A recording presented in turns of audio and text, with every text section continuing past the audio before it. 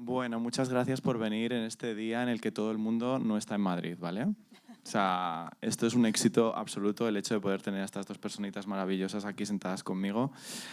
Lo primero que quería hacer es agradecer a la Academia de Cine y al ciclo Bienvenido Mr. Podcast, que nos hayan invitado a participar de este maravilloso evento. Y nada, sobre todo a mis compis que han estado montando todo para que hoy podamos estar aquí, sentadas, guapísimas, ideales de la muerte. Es verdad que hoy estamos celebrando un encuentro que es muy especial, por eso me veréis un poco así nervioso al comienzo, porque obviamente esto es la Academia de Cine, que la Academia de Cine tiene pues un valor añadido para mí, porque hay mucha gente que a lo mejor me conoce por Saura Queer, pero Saura Queer, que lo llevo haciendo como 2 años más o menos, estamos en esto, no es a lo que más he dedicado tiempo de mi vida, ¿no? O sea, que he dedicado más tiempo de mi vida al mundo del cine, a dirigir y demás. Y bueno, pues yo creo que es muy importante el hecho de estar un pasito más cerca de que podamos hacer nuestra primera peli. Así que, bueno, esto es como un poco en plan una manifestación para lo que está por venir. Y bueno, pues acompañado de estas dos personas súper talentosas. En este sentido, como habéis visto el vídeo, lo que queríamos un poco es venir a romper el silencio sobre todo lo que no se le ha dado visibilidad o hueco en el mundo del cine. Y bueno, pues por eso nos parece importante acompañarlo de estas dos personas que me acompañan aquí hoy, que una de ellas es Laura Hoffman. ¿Cómo estás? ¿Qué tal? Muy bien. Yo estoy muy nervioso. ¿Por qué estoy tan nervioso? Porque de repente es como... bueno, Laura Hoffman, directora sevillana con trayectoria más que consolidada en el documental, tienes un compromiso con la memoria histórica de este país y la has recuperado a través de figuras como Rubén Darío, Antonio Machado, María Lejárraga, por la que te nominaron al Goya Mejor Documental, y recientemente has estrenado Un hombre libre, rescatando la figura del escritor homosexual Agustín Gómez Arcos. No sé si habéis tenido algunos o muchos, espero que hayáis tenido la oportunidad de ver la película porque es absolutamente increíble. Yo estoy obsesionado. Unas lágrimas aquí fuertes con el documental. Y bueno, te quería preguntar que cómo estás llevando el proceso también de promoción, que también vamos a hablar un poco de la parte de atrás de lo que no se ve más allá de hacer una película, ¿no? ¿Qué tal? Bueno, muchas gracias a todos por venir, que es muy guay. Impresiona, ¿verdad? Sí, impresiona un poco. Yo también estoy un poco nerviosa. Bueno, pues está siendo muy chulo, muy bonito, muy cansada también, porque, bueno, sobre todo con el documental, después tienes que hacerte como una gira, una tournée, ir acompañándolo a las salas de cine, hacer coloquios, como defenderlo mucho, ¿no? Para intentar que la gente venga al cine. Y esto, bueno, pues es muy cansado. A veces estás cada día en una ciudad y hay veces que me despierto y no sé dónde estoy. Pero también es muy bonito porque tienes la oportunidad pues de charlar con la gente, de ver qué sienten, qué piensan, ¿no? Se generan como unos espacios de conversación que me parece casi un milagro en estos tiempos, ¿no? En los que, no sé, estamos un poco todos corriendo de un lado para otro, estresados, y bueno, de repente esas salas de cine se convierten para mí en algo que es, como te digo, casi un milagro, un sitio donde conversar tranquilamente alrededor de una película. Me parece increíble. Y luego poder organizar también coloquios, ¿no? Yo tuve la oportunidad de estar como participando en uno de los coloquios y es como guay el hecho de poder ver la reacción de la gente cuando recibe como tu peli y luego ver cómo reaccionan, comentarlo, ¿no? Y como que se genera también comunidad. Es importante, yo creo que los espacios formen parte de estos encuentros para que nos sintamos un poco menos solas, ¿no? Y que hablamos de romper el silencio. Es importante, pues eso, como encontrarnos, abrazarnos, mirarnos a los ojos, ponernos nerviosas o no nerviosas, ¿no? Porque eso como que dice mucho también de una necesidad que yo creo que la gente tiene muchas ganas de hablar. Bueno, Andrea Jaurrieta también está aquí. ¿Cómo estás, Andrea, cariño? Hola. Directora y guionista de 2 películas con nombre de mujer, Ana de Día y Nina. En ambas, Andrea, exploras identidades fracturadas y mujeres que se rebelan contra lo que se espera de ellas. Con su ópera prima estuviste nominada al Goya a Mejor Dirección Nobel. ¿Cómo estás, cariño? Bien. ¿Y tú? Yo bien. Me voy ya tranquilizando, ya me voy aquí como ordenando un poquito más. Bueno, pues hoy hablamos un poco de lo que decíamos, ¿no? De romper el silencio y en ambos proyectos se habla mucho precisamente de esto desde diferentes perspectivas, ¿no?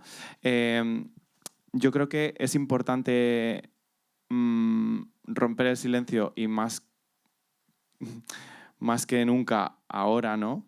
A través de proyectos que den visibilidad a historias que hasta ahora no han podido suceder o no se han podido producir, porque de nuevo hablamos de que es muy fácil ver una película y criticarla y decir, bueno, esto me gusta, esto no me gusta, pero poco se habla a veces del proceso que hay detrás de poder sacarla adelante, ¿no? ¿Cuál es la fundamental dificultad que os habéis encontrado vosotras a la hora de sacar adelante vuestros proyectos? Bueno, antes he dicho solo bien, pero gracias por invitarme. Pensaba que me ibas a preguntar más y ya no. Bueno, ok. Pues mira, a mí los dos proyectos ha sido la financiación, siempre lo digo. En el caso de mi primera película, al final la hice con un crowdfunding, como bien sabes, porque nos conocimos ahí, y con muy, muy poco dinero y fue muy, muy underground, con un presupuesto como de cortometraje. Y la segunda, que para mí es una superproducción, pero en realidad es una película que se rodó con la mitad de dinero de lo que tenía que haber costado. Costó muchísimo cuadrar la financiación, porque en España no es que te den el dinero así, sino que tienes que hacer un puzzle donde tienes que convencer a muchísima gente que te dé el dinero y tienes que encajar en lo que ellos quieren financiar. Entonces, en cuanto te sales de la norma o de lo que se espera o cualquier tipo de cosa un poco diferente, pues no te dan el dinero. Y si no te dan el dinero, pues no haces la película. O te lanzas a hacerla, pues como hice la primera, pero claro, la precariedad es muy fuerte. Es un cúmulo de cosas, pero bueno, sí. Que al final es como un poco una estructura que parece mucho más compleja de lo que la gente a veces se piensa, ¿no? El otro día, de hecho, hacíamos un programa sobre lo de la Iglesia y vino Vicente Monroy y hablaba pues, de esta idea de que al final la gran mayoría de gente que es capaz de hacer cine, pues muchos de ellos son pijos o nepo babies, ¿no? Porque ¿quién puede sostener el hecho de poder desarrollar un proyecto audiovisual? Clases, o te dedicas a cuidar niños, o a conducir furgonetas, o a dar clases de esquí, aunque no sepas esquiar, que exacto, yo lo he hecho. Exacto. Por eso es tan divertido cuando la gente critica como el cine español la subvención o ser subvencionados, cuando es como, cariño, ojalá fuéramos subvencionados, de verdad. Ojalá nos pudiéramos dedicar solo a hacer cine y no tuviéramos que estar como alrededor haciendo otras muchas cosas para luego, a ratos, poder hacer cine, ¿no? Te quería preguntar, Laura, ¿qué significa para ti romper el silencio en el cine? Sí, una pregunta sencillita, fácil, ¿no? De viernes por la tarde. Bien. Bueno, de alguna manera yo creo que es lo que vengo intentando en mis últimas películas. A mí me interesa mucho el tema del silencio, el tema de la memoria, el tema de todas esas voces que han sido expulsadas de la construcción de nuestro relato, porque al final todos somos una narración y nos construimos a partir de los relatos de los otros. Y bueno, en nuestra historia, en la historia de nuestro país, pues nos han faltado muchos de esos relatos, ¿no? Yo creo que hay toda una memoria de la disidencia que está por hacer, porque al final, pues todos hemos crecido con los relatos que venían de un lugar en concreto. Entonces, siempre me ha interesado poner la mirada ahí en esas historias o en esos personajes o en esas experiencias de vida que han estado en los márgenes, porque me parece que dicen mucho de quiénes somos, ¿no? Pues siempre digo que somos todas esas cosas que contamos, pero sobre todo creo somos las cosas que no decimos, esas a las que no queremos mirar, ¿no? Ahí hay mucha información de quiénes somos y recoger de alguna manera eso, narrarlo y darle vida, porque yo creo que eso es lo que hace la narración, dotar de existencia y decir, pues ahora esto va a estar entre nosotros, entre el mundo de los vivos. A mí me parece un superpoder, me parece una cosa mágica. Y en el caso de Agustín Gómez Arcos, si no habéis visto el documental, es impresionante, ahora que se habla muchas veces del borrado, ¿no? Vaya borrado, ¿no? O sea, vaya borrado que una persona tan absolutamente excepcional y talentosa no sea conocida por mucha por mucha parte de la población, ¿no? Y el hecho de que, en su caso, siendo homosexual, tuviera que ser expulsado de España o se viera expulsado de España para poder desarrollar su carrera y que empezara a escribir en otro idioma y que sus libros se estudien en los institutos. Te estoy desvelando toda la película, Bueno, si no la no habéis pasa visto. nada, eso se sabe. Pero ya se de sabe. El hecho de que a qué nivel de excelencia tiene que llegar, en este caso, bueno, yo me pongo como ejemplo, claro, como maricón, o sea, como una persona marica, a qué nivel de excelencia tiene que llegar para ser respetada por los demás, ¿no? Y aún así, ni siquiera cumples como el estándar de lo que se pide para poder formar parte del grupo de publicados, en su caso, ¿no? O sea, impresionante. Claro, bueno, yo creo que eso nos habla de cómo se ha creado la identidad de este país, que ha sido a través de la expulsión de lo distinto.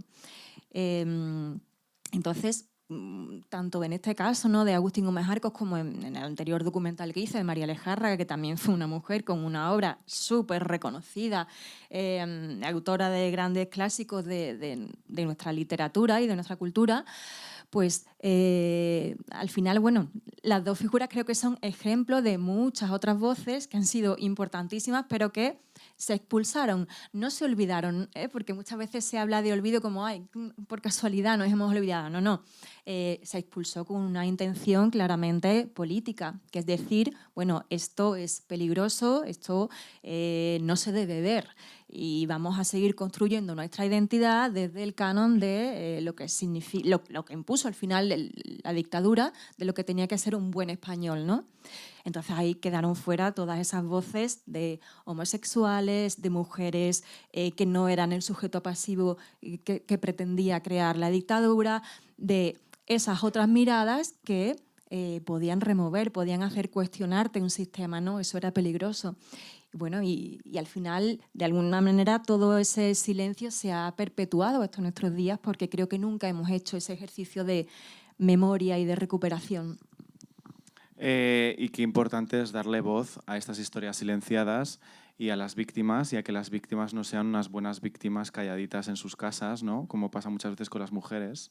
Y por eso me fascina Nina, con esta declaración de intenciones desde el primer minuto de la película de yo tengo claro por dónde voy, y con ella además abres como un debate sobre precisamente este tema, ¿no? Que es como que se habla mucho desde un lugar pero no desde otro, ni se le da la voz, y cuando se espera de una víctima algo, se espera una narrativa muy específica, ¿no? Bueno, un día estaba por Madrid y me encontré con Patricia, que es la protagonista, que iba escuchando literalmente música de cuencos tibetanos por la calle, me dijo, que es una personaje, y me dijo que le había dicho a alguien que creía que había algo de inmoral en la violencia, ¿no? Con la cómo se cuestiona toda la venganza, etcétera, que había algo inmoral, etcétera. Y me sorprendió mucho porque pensé, joder, ¿cómo hemos hecho o cómo estamos construyendo la narrativa de las películas femeninas para que creamos que todas estamos hablando desde el yo, ¿no? Desde la autoficción o desde el realismo o desde, no sé, una perspectiva concreta? Y sin embargo, si miras toda la historia del cine, está llena de películas de violencia, de venganza, etcétera, pero siempre desde otra perspectiva mucho más masculina, obviamente, y mucho más hegemónica. Entonces, de repente le das la vuelta, que es lo que yo intenté con Nina, coger esos... pues todos los elementos del western, porque se basa en eso, y darles un poco una vuelta y cogerlos y hacerlos míos y llevarlos hacia una mirada feminista, y de repente hay una mirada que tiene, o sea, hay un dilema moral, pero ¿cómo? Pero si yo he cogido lo mismo, la sangre, la pistola, la venganza, el silencio, el pueblo, están todos ahí, y ahora de repente creas una duda, ¿no? Entonces, pues me hizo pensar, yo nunca lo había pensado, porque claro, siempre desde el primer momento nunca me imaginé esta película desde un punto de vista naturalista porque no me interesaba. Quería jugar con los códigos del cine clásico, etc. Entonces, bueno, pues te sales de esa norma y de repente se genera ese tipo de cuestiones que luego también me pasó que cuando se puso en plataformas, yo nunca leo los comentarios de nada, y Nina pequeña, que es Aina Picarolo, me escribió y me dijo que había leído un comentario que le había afectado mucho y se me ocurrió mirar comentarios. Y me di cuenta de que estamos viviendo, o sea, claro, quizá en la comunidad queer, y yo siempre digo que queer place is a safe place, o sea, es como que podemos hablar de ciertas cosas y tenemos unas miradas, pero es que somos un reducto dentro, ¿no? de una sociedad que, joder, qué fuerte, o sea, había unos Que comentarios. está muy jodida. No, muy no, jodida. no, cómo está el mundo, no entremos en este tema. No, pero de repente tienes como que luchar por encontrar tu sitio, y eso, ayer viendo el documental lo pensaba, digo, es que afortunadamente ahora podemos intentar luchar por este sitio. Agustín se tuvo que marchar a Francia, ¿no? Pero es que no hay maneras, tenemos que seguir peleando por tener una voz propia. Entonces, pues bueno, no sé. Yo puedo seguir hablando, pero córtame. No, digo que yo estoy un poco últimamente abrazando un poco la violencia. O sea, por eso también me gusta Nina, ¿no? Hay un punto de... Y lo dice la prota de mi último corto, Celeste, que la menciono siempre con esto, que es como si ellos se compran una motosierra, pues nosotras nos compramos dos. O sea, me refiero, hay un punto también de abrazar esta idea de que por qué no la violencia solo puede pertenecer a un lado, ¿no? Y como que hay este arquetipo de que lo masculino es al que le pertenece la violencia y que esa es la que es la hegemónica para que ocupe todo el espacio, como si las demás no pudiéramos también tomarlo, ¿no? Desde la disidencia también, ¿no? Como que...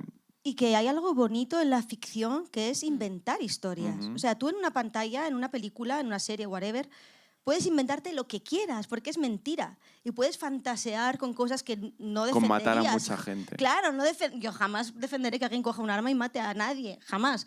Pero en las películas puedes hacerlo. Entonces, tampoco seamos reduccionistas, ¿no? De cómo contar las historias. Yo creo que, por poner un ejemplo, este año de Substance la ha petado porque de repente es como, joder, qué fantasía, ¿no? Qué necesidad de que me cuentes cosas actuales que nos aluden a todas, pero me las cuentes de una manera que me rompa la cabeza. Para eso está también el cine. Y no quiero con esto, por favor, que parezca que estoy criticando un cine más naturalista, lo que sea, pero que es necesario también poder fantasear con cosas que en la vida no harías.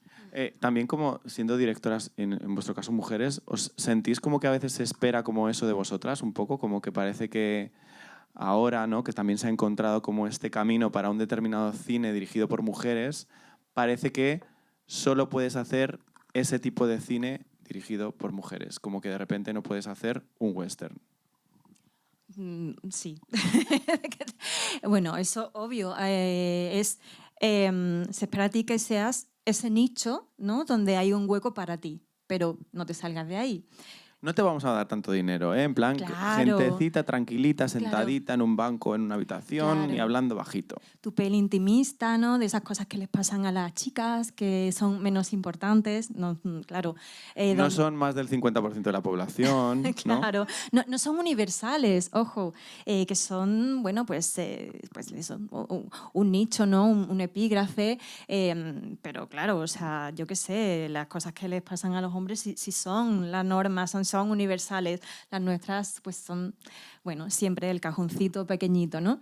Y claro, yo, es que el otro día escuché, lo pusiste tú, ¿no?, que fue Samantha Hudson la que dijo, nicho de tu puto coño. Y yo, y yo dije, es que me voy a guardar esta frase para cada vez que alguien me pregunte o me haga este comentario de el cine de mujeres, la literatura de mujeres, y decir, no, mira, nicho de tu puto coño, o sea, ya está bien. Porque es... impresionante. O sea, Porque claro, ¿quién decide qué es lo que le interesa al público? Los que dan la pasta. Claro, ¿y quién da la pasta? los señores. Claro. Entonces, ¿tú cómo te sientas en una mesa a explicarle a un señor, un señor, claro, ¿Dónde empezamos? Mira, claro, ¿cómo lo hacéis vosotras? A ver, a mí dadme me unos pasó tips. una vez, tengo dos cosas aquí para contar, una de cuando empezaba y una de ahora. Cuando empezaba, tendría 27 o 28 años, por ahí, estaba preparando ganadería, no sé qué, tal, y me iba todos los años a Donosti, al mercado que hay paralelo, etcétera, para intentar sacar mi peli, ¿no? Porque estuve 8 años hasta que se estrenó, desde que la escribí. hasta que lo conseguí, ¿no? Entonces, me acuerdo de estar sentada en una plaza en Donosti con un productor de una cadena de televisión contándole el proyecto, y yo le contaba el proyecto, y entonces, después de contar una chapa ahí con mi dossier, encima impreso, ya ves, y me hace así, me hace, ay, es que me viene una chica guapa, joven y con talento como tú. Y yo pensé, ¿en qué momento he dejado de escuchar a esta persona? Claramente no conseguí el dinero. Me hizo un amigo. Conseguiste un gran piropo, pero Gracias, cero un gran dinero. piropo, muchas gracias, sí, ok. Eso fue cuando empezaba y tengo más cosas. Ahora ya no me dicen estas cosas porque ya no soy guapa, Y si ni no te lleva- joven. Mierda. Si no te llevas la escopeta, te la llevas y ya está. Pero ahora que ya pues, he demostrado que da igual cómo sea tu cara, puedo hacer películas, lo que me ha pasado con esta nueva es que me ha costado mucho que entiendan, que es lo que preguntabas antes, la forma. Entonces tuve una reunión con otra cadena de televisión, como he dicho antes, es un puzzle de gente que te da el dinero, explicándole literalmente que Nina estaba basada en John Wayne y el señor, yo creo que, bueno, no sé, le dio un ictus. Estaba... y no le iba, pero lo que acabo de leer, ¿dónde entra, no, esto? Entonces, pues bueno, es pasito a pasito ir derribando esas barreras hasta que nos miren más allá de nuestro género, más allá de toda la fachada, ¿no? ¿Tú quieres decir algo? No, sí, pues yo creo que mi experiencia ha sido muy parecida. Al final ha sido demostrar. Yo hice mis primeros documentales casi que perdiendo dinero y me convertí en mi propia productora, que esto también es algo que hacemos muchas mujeres, que somos directoras, guionistas, productoras. Yo qué sé, yo he hecho vestuario, hasta he cantado en alguna peli. Porque si no sacamos nuestras pelis nosotras mismas adelante, nadie lo va a hacer. Entonces, al final, bueno, pues conseguimos demostrar que somos capaces de hacerlas, que encima funcionan y la gente va a verlas. Y entonces ya pues te vas ganando que pongan esa confianza en ti, pero hay muchísimo trabajo detrás, muy difícil, muy duro y de pasarlo mal, para poder encontrar un huequecito y lo digo, y todavía huequecito, ¿no? Y ahí seguimos intentando buscar el hueco grande y poder tener los mismos presupuestos que nuestros compañeros hombres, Claro. que ahora se dice que para las mujeres es mucho más fácil, ¿no? Esto lo dicen siempre. No, es que a la mujer tiene facilísimo hacer pelis. Y yo digo, bueno, mirad los datos y mirad los presupuestos. Es que accedemos casi al 50% menos de presupuesto. Entonces... Bueno, es lo que venimos diciendo, ¿no? Que al final, para que esas películas sean posibles, aparte de mucho talento y mucho tiempo para poder escribir los guiones gratis a 0 euros, para que luego te vayas a presentarlos a comités, a residencias y demás, necesitamos que en esas mesas exista una verdadera diversidad para que la gente pueda entenderlo, ¿no? Porque si no, al final, lo que estamos recibiendo como universal está completamente sesgado, porque no es la universalidad, no es lo que tú ves cuando abres la puerta de tu casa y sales a la calle, no te encuentras a Tom Cruise, me refiero. O sea, eso no es la universalidad es muchísimo más diversa, ¿no? Entonces también como que en esas mesas y en estos comités necesitamos a que también reflejen la realidad de la calle, ¿no? Complicado, pero bueno, estamos en ello. También me gustaría como preguntaros sobre otro tema del que poco se habla, que es un poco ese silencio que se vive dentro de la profesión, ¿no? Como vivís esta doble cara de hoy estamos aquí sentadas con un montón de gente que nos está escuchando, maravillosa y fantástica, pero luego tengo que ir a seguir luchando por hacer mi primera película, hacer mi próximo proyecto o pues eso, comer mañana y pagar mi comida. ¿Cómo vivís esa parte? Pues yo este año, que he cumplido 39 años, es primera vez en mi vida que estoy pagando el alquiler siendo directora. Y llevo haciendo... Un aplauso para Andrea. ¡Lo he logrado! He triunfado. O sea, empecé haciendo cortos con 23 o 24 años. Llevo ya muchos años. Nunca, jamás he vivido de esto. He dado clases en todas las escuelas de Madrid, tenía el monopolio de todas las escuelas de actores de Madrid. Pues ya digo, de un montón de cosas. Y yo creo que, a no ser que sea rica, obvio, no es mi caso por lo menos, es sacar tiempo para poder dedicarte a tu proyecto al final del día o al principio del día. Entonces es...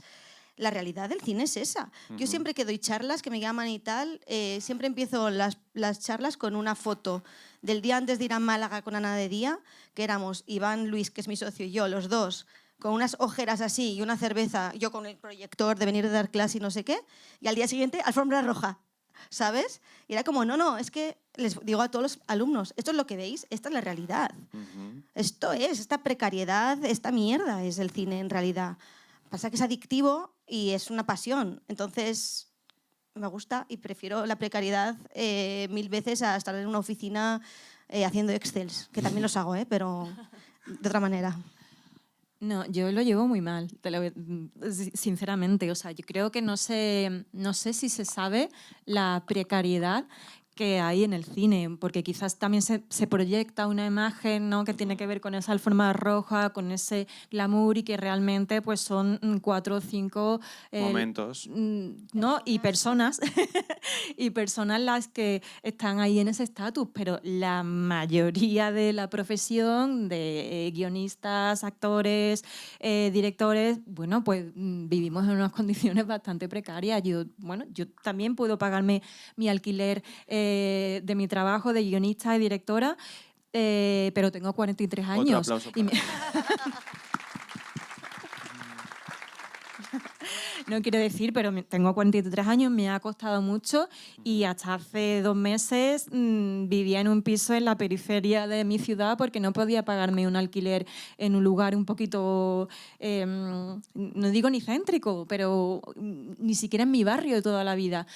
Entonces es complicado, y cuando se juzga, ¿no?, a veces nuestro trabajo, no sé, a mí hay veces que me duele y digo, es que si la gente supiera en qué condiciones hemos estado trabajando, es que es duro, ¿no? Y esto que decías tú, ¿no?, de lo de que es un melón, que yo no sé si abrirlo, pero porque hay una parte ahí muy real de lo de el cine, si el cine es una profesión de pijos, ostras, pues es que en parte sí. Pero por una cuestión de que cómo te sostienes, por ejemplo, si tú, por ejemplo, quieres hacer una primera película, por ejemplo, y quieres que alguien te la financie, ¿vale? Tienes que escribir un guión.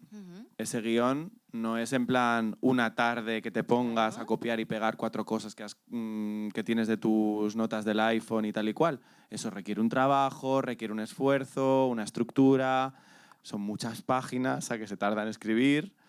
Y luego ya, si eso, cuando tengas la versión terminada dentro de los meses o el tiempo que tardes, te sientas en una mesa. Pero claro, todo ese tiempo, ¿quién lo sostiene? Claro. ¿Y quién sostiene tu creatividad o tus momentos de inspiración si estás destruido trabajando 1000 horas y, como decía Andrea, en plan, pues o trabajando un poco por la mañana o rascando huecos todo el rato, ¿no?, en tus fines de semana o en tus momentos fuera de tus, pues tus espacios laborales, ¿no?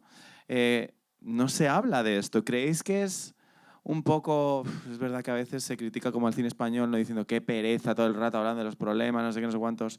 Pero ¿creéis que ayuda el hablar de esto también como para, pues, romper ese silencio, ¿no?, de la fantasía de que todas estamos aquí montadas en el dólar? Y se me está cayendo esto. ¿O creéis que no ayuda?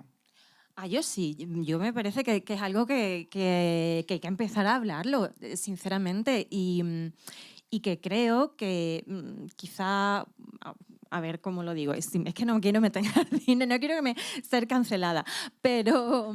No, la cancelación yo creo que no existe, tía. No, sí, es verdad. ¿Existe la cancelación? Yo creo que no. Yo creo que al final luego casi que se convierte en una campaña. No voy a poner ejemplos, pero al final... Sí. Al final es una campaña que, como le des la vuelta, pues bueno, ya se cansarán y ya me hago meme y ya está. Y vivo de ello, ¿no? O sea, yo creo que pasa. Bueno, perdón, Sí. que te corto. No, pues tal cual, lo que tú decías, ¿no? Yo es que cuando, no sé, escucho personas que dicen, estuve escribiendo el guión 3 años, y digo, ¿qué? ¿Cómo? Quiere decir... también existe en esta industria pues los que venimos de la universidad pública, los que incluso seguimos viviendo en nuestra ciudad. Yo sigo viviendo en Sevilla. Yo terminé la carrera en el 2007, por ahí, y me pilló toda la crisis y me he pasado toda mi juventud haciendo todo tipo de trabajos precarios, mal pagados, que no tenían nada que ver con el cine, y dirigí mi primera película con 38 años. Y empecé haciendo cosas pues para la tele, sinceramente, porque tenía que comer. O sea, también hay un relato ahí de la dirección de cine como yo lo que quiero hacer es el verdadero arte, ¿no? Pues bueno, podrás hacerlo si tienes una situación privilegiada que te permite, yo qué sé, irte 5 años a rodar al Himalaya, que oye, qué guay. Pero hay otra parte de personas y de cineastas que, bueno, pues que hemos tenido que empezar haciendo muchísimos videoclips, cosas para la tele local, te quiero decir... Vídeos sobre perros. Sí, sí, porque al final es un trabajo y tienes que ganarte la vida y tienes que pagar alquiler. Y esta realidad pues también existe y también está bien visibilizarla. Yo creo que hay un punto también como que es interesante esto que dices porque... el cine es algo colectivo, ¿no? Que al final pues estamos aquí sentadas, pero pues lo que decía al principio, ¿no? Hay un grupo de gente que ayuda a que yo esté, por ejemplo, aquí sentado, hay un grupo de gente que os acompaña en vuestras producciones y que es importante como recordar que vivimos en un momento en el que lo colectivo cada vez tiene que tener como más fuerza y más poder y más visibilidad, ¿no? Porque si no es como todo tan individualista de me planto en una alfombra roja, me pongo monísima y no sé qué, no sé cuántos, y vendo esta historia de éxito que ni me estoy ayudando a mí, ni le estoy ayudando tampoco a la gente que esto lo pueda ver en su casa y que tenga la ilusión de poder hacer o participar del universo del arte o del cine o de lo audiovisual en cualquiera de sus fórmulas, ¿no? De sus formas. Por eso yo creo que sí que es importante como visibilizarlo.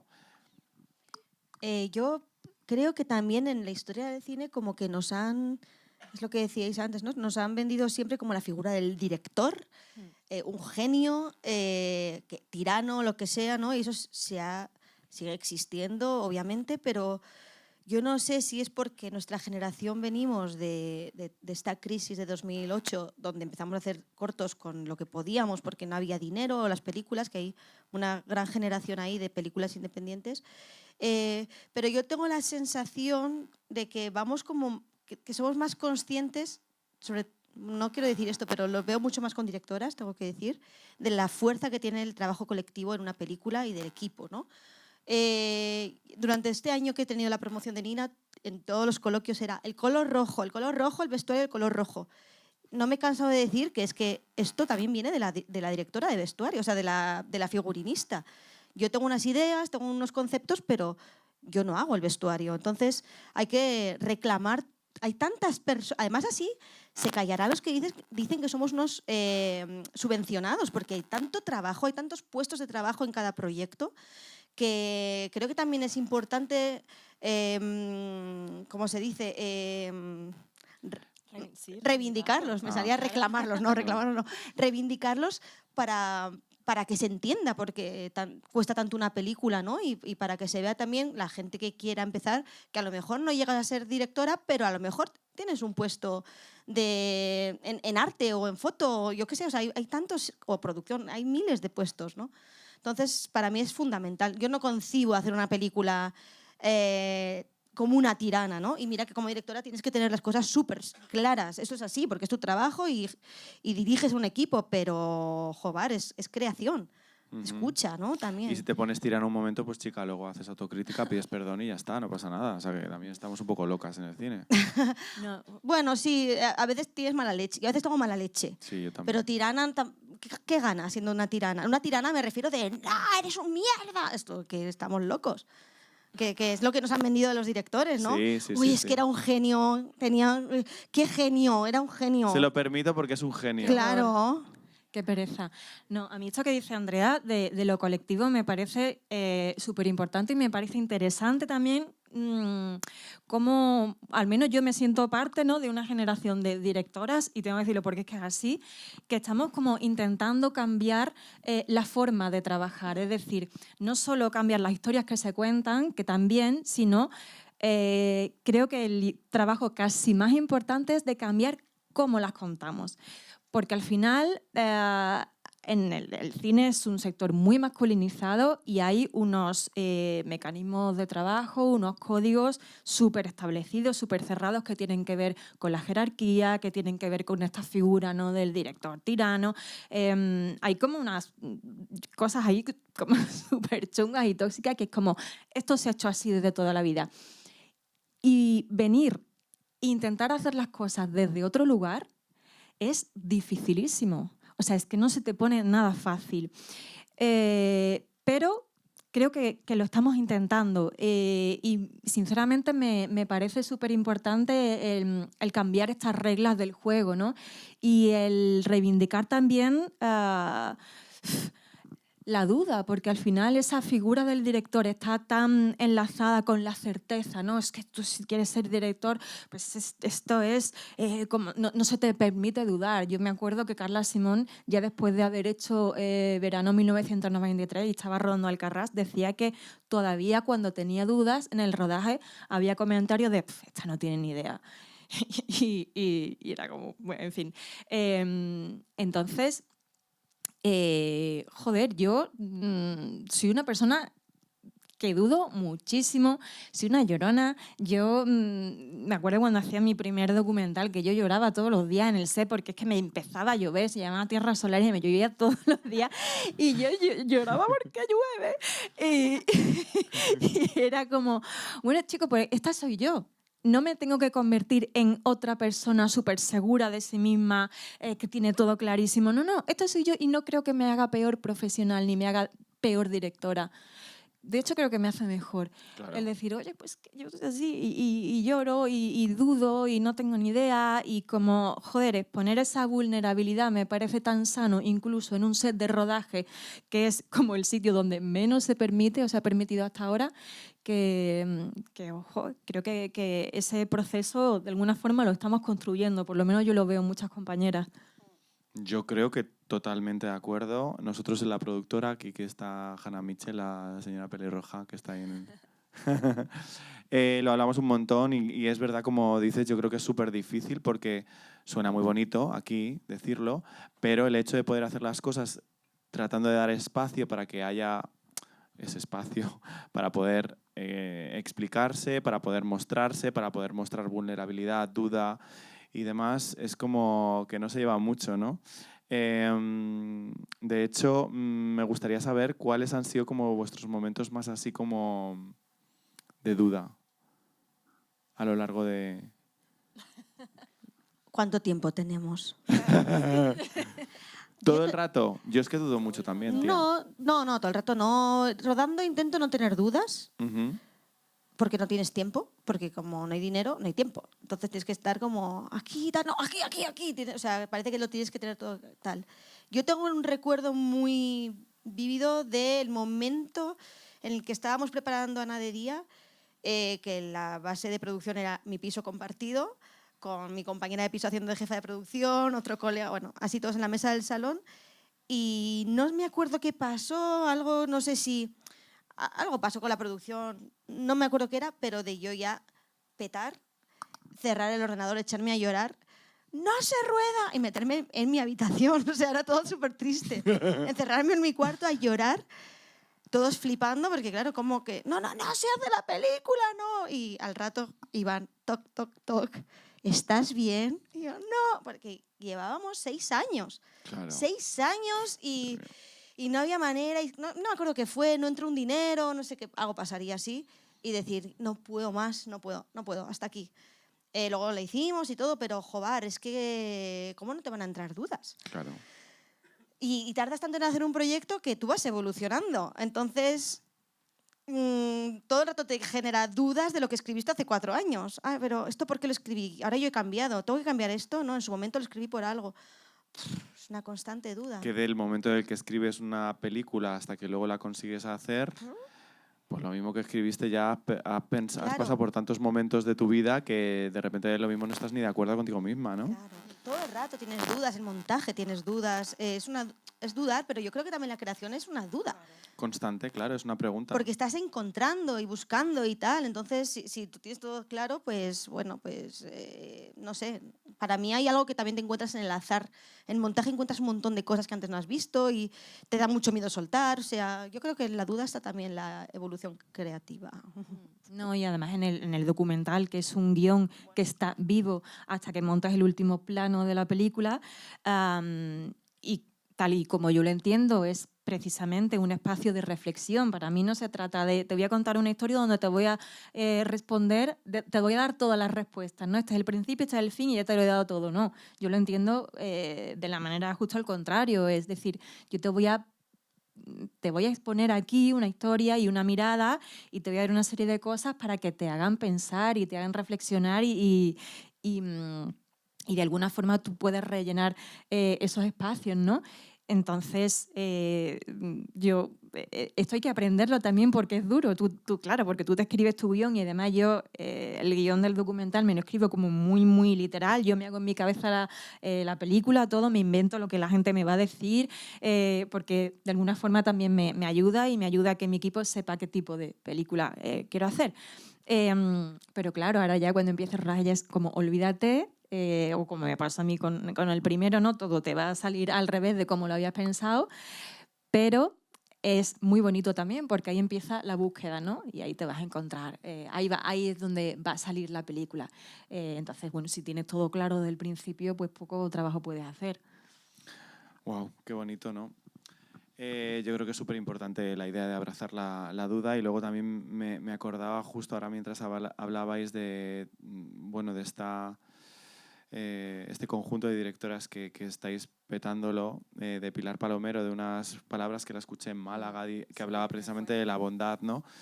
Y que me pareció tan precioso y tan sencillo, porque la vida a veces es muy sencilla, que es como qué poco de moda está como tratarse bien, o que haya espacio para la duda, o que haya espacio para la curiosidad, o que haya espacio para pedir perdón, o para, yo qué sé, o para cagarla.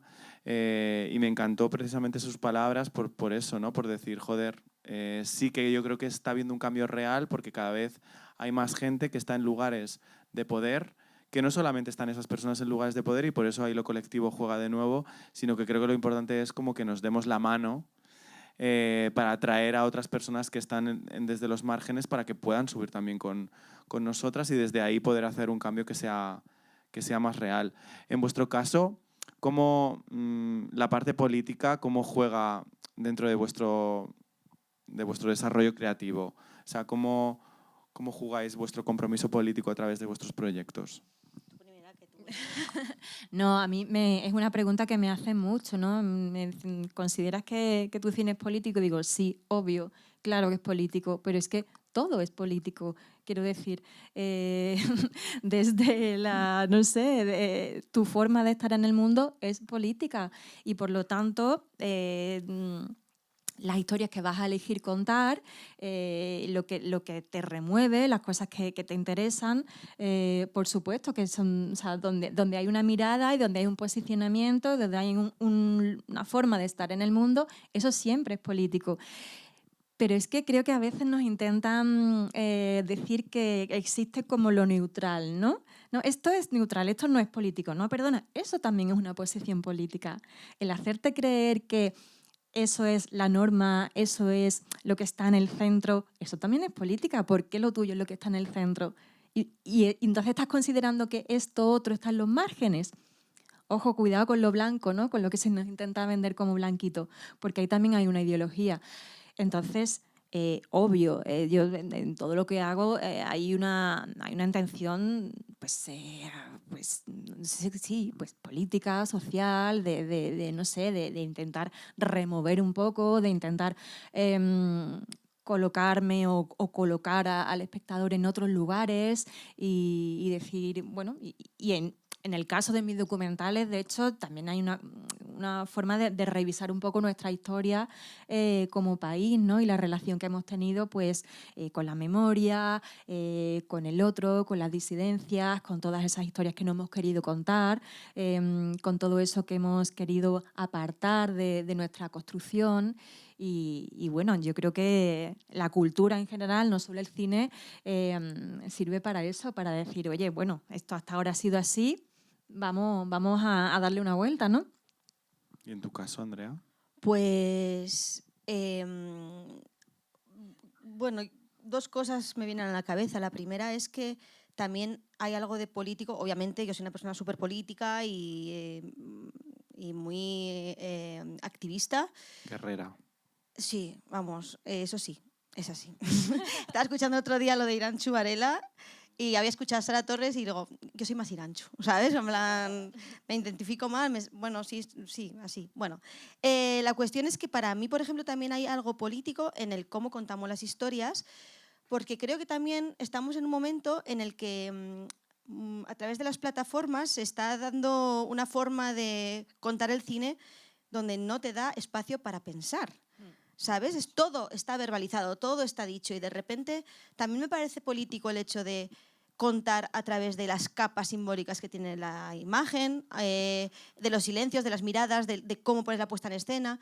Me han preguntado mucho por qué mis películas tienen finales abiertos, porque para mí hay algo también político en que tú pienses a través de lo que te he mostrado, piensa tú también qué harías, que haya una reflexión, que haya un cineforum. A mí eso me parece político, ¿no? El hecho de reivindicar un espectador activo, que no te lo den todo como papilla en polvo, que eso me pone nerviosísima. Y otra cosa que he pensado con la pregunta es que el otro día, hace un mes o así, estoy ahora escribiendo mi nueva película, una primera versión. Bueno, tiene una larga historia, existía el guión, lo compré, estoy haciendo mi versión, ¿vale? Y sí que tiene a través de un simbolismo, o sea, a través del sexo, un simbolismo político. Y yo estaba ahí con mi película tal, y un día me levanté, abrí El País lo primero por la mañana y era como, pero ¿para qué coño quiero, perdón, para qué quiero contar yo cualquier historia si el mundo está fatal? O sea, ¿cómo te enfrentas también a la creación cuando abres el periódico y es han vuelto a bombardear Gaza después de no sé cuántos meses, Trump ha cancelado las ayudas a la cultura de no sé qué, sube los aranceles de no sé cuál, el titular era Europa, hecho para la paz, se prepara para la guerra, prepara tu kit de supervivencia. ¿Pero qué me estás contando? ¿Pero cómo me pongo yo ahora aquí? Simona abre el cajón de la cocina, coge una cuerda, se acerca no sé qué, o sea, ¿qué? Entonces tuve una crisis de ¿a quién le importa una mierda lo que voy a contar yo aquí? O sea, tenemos que estar contando, o sea, tenemos que hacer casi cine de guerrilla, o sea, de guerra, no de guerrilla, de guerra, de contar. No veo ahora mismo en mi cabeza viable contar una historia que no tenga algo relacionado con la realidad política que estamos viviendo en el mundo, porque es atroz. O sea, ¿Pero tú crees que es posible realmente hacer un cine revolucionario a día de hoy? ¿Quién te lo financia? Sí, si vas con tu cámara y ruedas, ok, pero si quieres hacer una película y vivir de esto, no les interesa a nadie cosas incómodas. Claro, porque ese es el tema, ¿no? Hablamos de, bueno, de lo revolucionario, pero hablábamos también antes de los laboratorios, estos espacios donde pasan muchas de las historias que se van creando y desarrollando, porque la gente desde la precariedad busca ayudas que les puedan pues bueno, ayudar a conseguir desarrollar mejor su proyecto, para luego pasar por productoras, para luego pasar por las ayudas estatales, para luego pasar por las ayudas de las televisiones, para luego pasar por las ayudas de las plataformas. Entonces, claro, tantísima gente tiene que darte el ok a que tu historia está guay, es universal, interesa a la gente y van a poner pasta, que cómo se consigue que tu discurso, si es que es revolucionario, realmente aguante hasta el final de la carrera. Pues siendo pobre, teniendo una productora independiente y haciendo las cosas con muy poquito dinero. O sea, al final es lo que lo estábamos hablando al principio. No sé...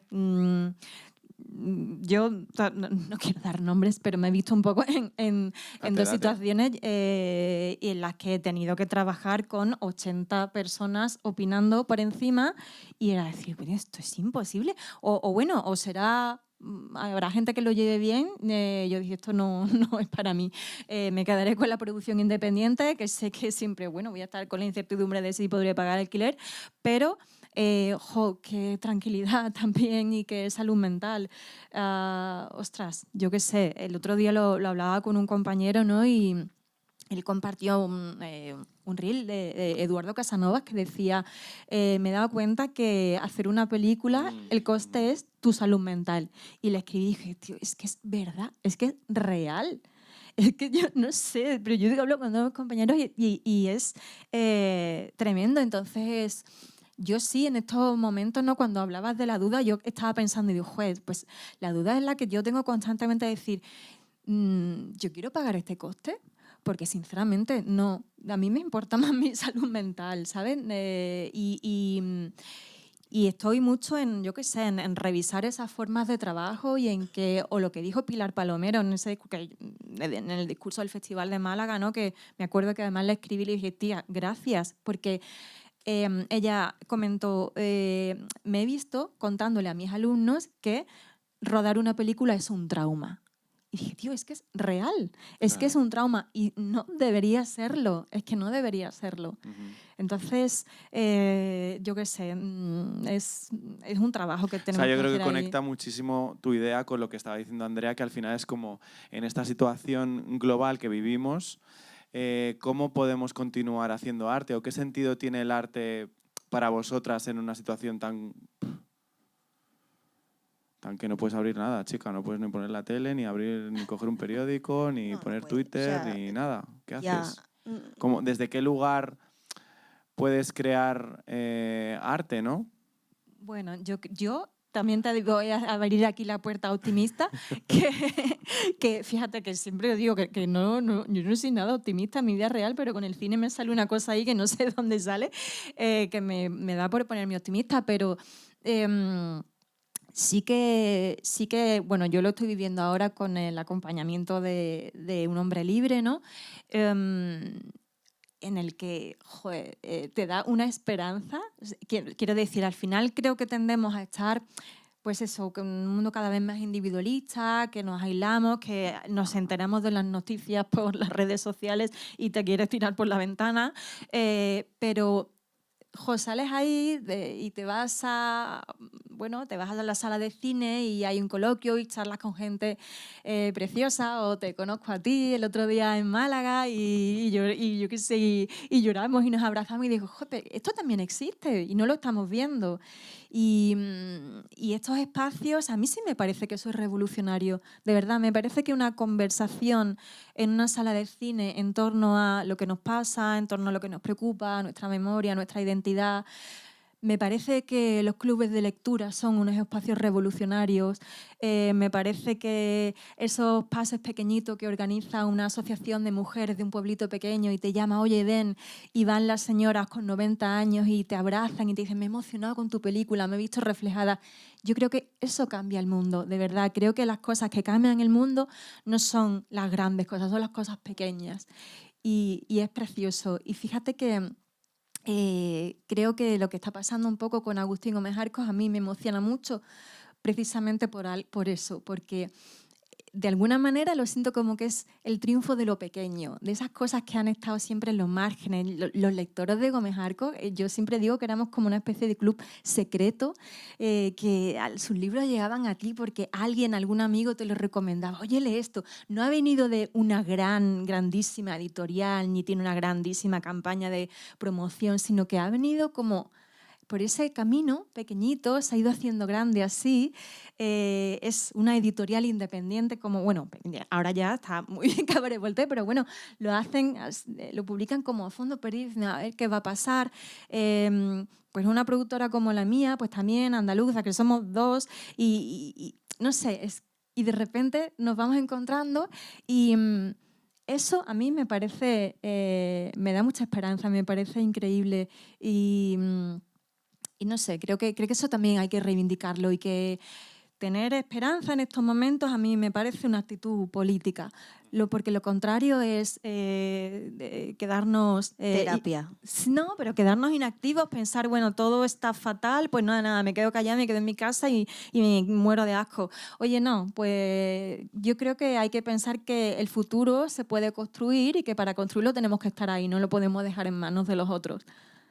Como abrazar también esta idea de lo que decías de la revolución de lo pequeño, ¿no? De como que también por esa idea que se nos ha metido en la cabeza pensamos siempre en como en grandes guerras, revoluciones, no sé qué, que van a cambiar el mundo. Y yo creo que sí que está pasando, ¿no? Que está habiendo como un despertar de conciencia quizá pequeño, ¿no? Desde lugares, desde la individualidad, desde la terapia, desde hacernos muchas preguntas, desde comer mucho techo en nuestras casas y demás.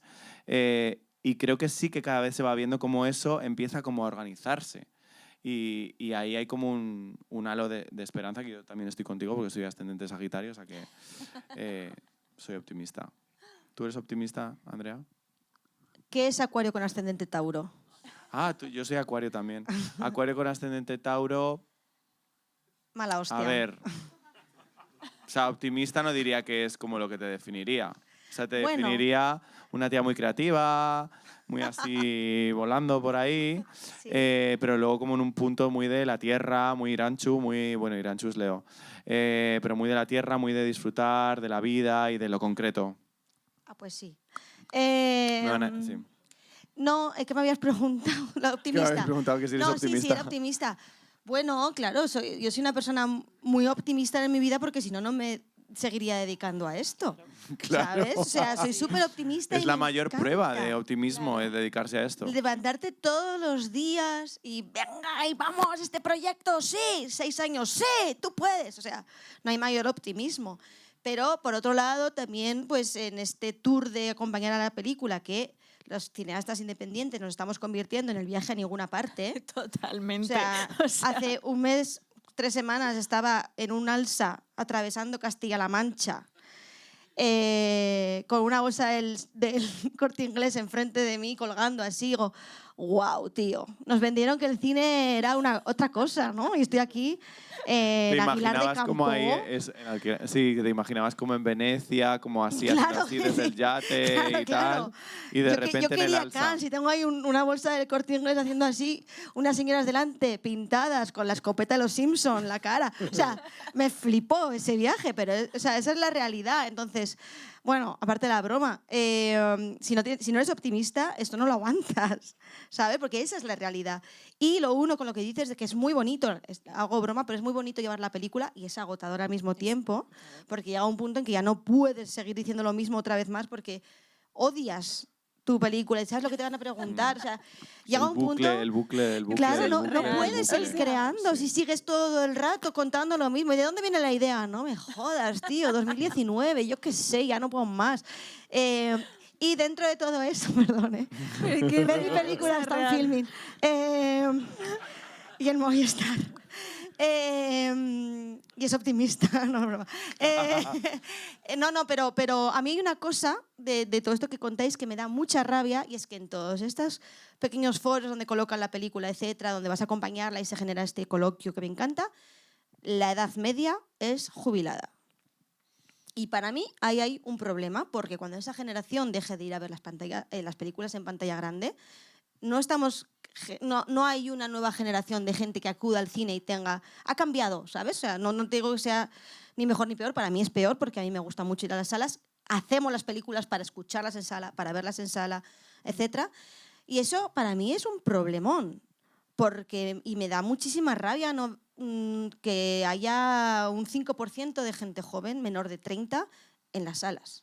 Y en los pueblos ni te cuento, vamos. Claro, lo estábamos hablando antes, ¿no? Que se estrena una peli y tienes que ir corriendo a verla porque como te pille un poco ocupada un fin de semana o el otro, ya, chao, ya olvídate de la peli, ya plataforma y ya no tienes esa tal. Exacto. Hablando de películas, si tuvierais que decirme qué cosas os interesan a día de hoy, bueno, claro, es que formarían parte de vuestro próximo proyecto o cosas que de las que os gustaría hablar, ¿de qué os gustaría hablar? Concreta. Del futuro. ¿De qué te gustaría hablar? Una historia que ahora te parezca que está silenciada, que no se habla de ella y que te gustaría que se contara. La puedes contar tú, la puedo contar yo, Qué la puedo contar otra complicado. persona. No sé, tú primero. Bueno, ¿en qué Ya estáis? estaba haciendo o en- la estrategia de... Sí, venga, Es muy complicada esta No es un pregunta, pitch ¿no? esto, Sí. No es un pitch. No, pero pues, al final yo creo que de las cosas que nos pasan, quiero decir, de las cosas que me pasan por dentro, que al final, pues creo que no están contadas porque toda la vida hemos estado viendo el cine de señores, la verdad.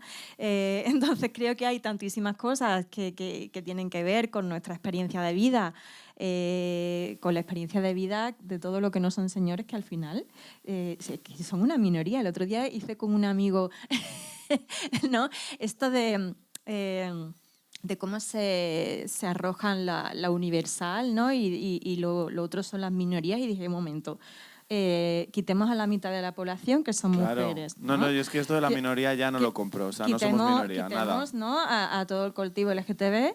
Joder, pero si los señores son una minoría. ¿Cómo? y se... Y de esos señores, ¿tú crees que si realmente la gente fuera totalmente libre un hombre libre, para poder decidir y ser lo que quisiera expresar y estar en el mundo, ¿tú crees que realmente la diversidad sería una minoría? Todo lo contrario. Claro, ¿no? eso es lo que digo, es que no, es que la minoría son ellos. Entonces, joder, pues creo que hay muchísimo que contar. ¿Y qué haría yo? Pues yo pues, un montón de... Es que yo qué sé, tengo un montón de cosas, yo qué sé. Sí, no sé, a mí no se me ocurre ahora si tuviera una idea guay, de repente estaría escribiéndola.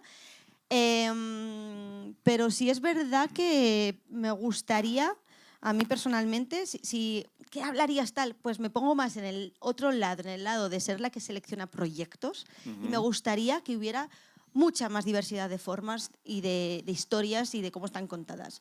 Eso, por ejemplo, algo que me gustaría creativamente, ahora mismo pues no te sé decir qué tema es, pero ese tema...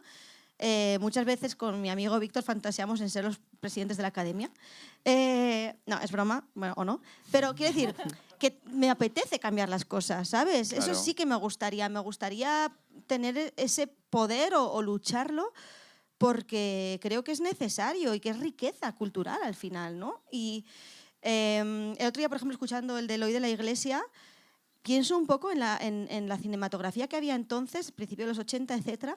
Y realmente lo que ha llegado a hoy no es siempre lo que estaba más en boca, ¿no? O lo que está más subvencionado, los directores que eran de ese momento. Yo a mis alumnos ahora les pregunto, con todos mis respetos, quién es Manuel Gutiérrez Aragón, y no saben quién es Manuel Gutiérrez Aragón. Les pregunto quién es Eloy de la Iglesia, y sí saben quién es Eloy de la Iglesia. Y sin embargo, Eloy de la Iglesia estaba en el margen de alguna manera, ¿no? No era como ese... Bueno, que luego hacía películas súper ultra taquilleras, o sea, que eran luego muy taquilleras, ¿no? Sí, pero que no es, pero me Sí, estoy pero refiriendo a que- ese cine del comienzo de los 80, de la Ley Miró, etcétera, que son un cine que era el cine de calidad que le llamaban, y que es muy interesante y que se parecían mucho entre sí las películas y estaban revisitando la historia que no se había podido contar de un periodo muy negro de la España, no sé qué.